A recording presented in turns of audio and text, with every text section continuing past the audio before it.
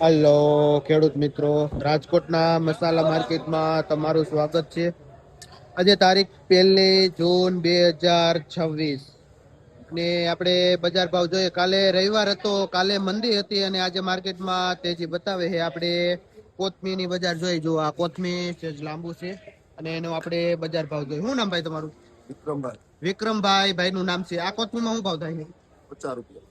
આ કોથમી જોઈને તો એકદમ ગ્રીન જેવું છે, જે ₹50 કિલો વેચાય છે કોથમી, જે ભાઈ વિક્રમભાઈ વેચે છે। ત્યાર પછી આપણે મેથી જોઈ, મેથી પણ એક નંબર છે, આખા પાનની છે, જો શિયાળા જેવો માલ છે। આમાં શું ભાવ થાય છે? ₹80।